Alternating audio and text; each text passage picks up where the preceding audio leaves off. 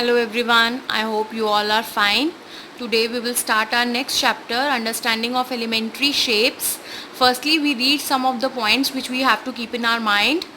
That is a point. A point indicates the position on the plane. As you can see, I have drawn the figure, that is dot, and it has no dimension.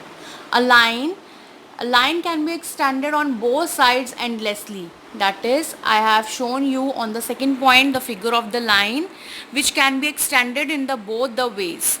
A line segment. A line segment is a part of the line having two endpoints that and has fixed length but no breadth and thickness.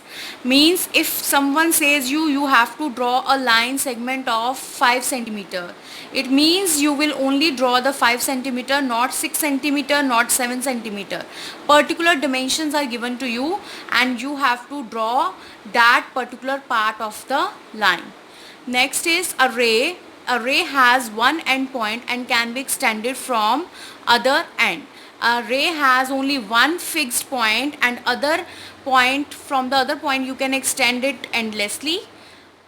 Next is when two rays have the common end points, an angle is formed. As you can see, I have drawn the two rays and it is having the one common point. So I made the angle. This figure makes an angle and the point which is at the center is the angle is made on that point. So this angle is named as angle BAC, right?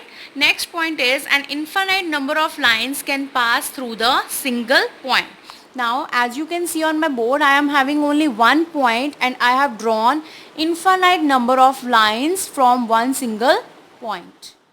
Next is the pair of lines. As you can see, I am having four pair of lines. Pair means where I am having two lines, right? Now first is intersecting line. Those two lines which intersect at one common point or which cut at one common point are called intersecting lines. Here you can see the two lines, that is AB and CD, intersect at one common point which is at O. Next is parallel lines. Parallel lines are those lines which never meet with one another. Okay, they go continuously goes and they never meet, and we write it as EF is parallel to GH. Here I have put the sign of bar which indicates that it represents the line. Third one is the perpendicular line. Perpendicular line are those lines which makes an angle of 90 degree. As you can see, what 90 degree is that angle which is having a one straight line at a base. Okay, and it can be written as AB is perpendicular. This is the sign of perpendicular. This is called the sign of perpendicular and this is called the sign of parallel. And so AB is perpendicular to CD. Next is skewed lines. Now two lines in a different planes are neither parallel nor intersecting are called skewed lines. These are those two lines which we can't say that they are parallel and which we can't say that they are intersecting. As you can see that this line is not parallel to this line and this line is not intersecting this line.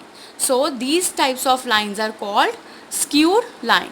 Now let us see some of the examples of these lines. Now first is intersecting line. As you can see, suppose these are two lines and they are intersecting at one common point. Similarly, the alphabet X, they are having the two lines and they are meeting at some common point. And suppose again the alphabet A, which is again having two lines and they intersect at the point, some common point, right? Now suppose next is parallel lines. Parallel lines are these two straight lines which never meet.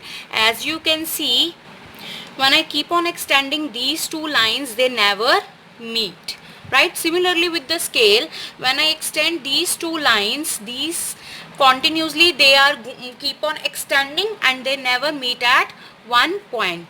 These type of lines are called parallel line. Now as you can see, this one line stands on another line and makes an angle of 90 degree between them. So these are called the perpendicular lines.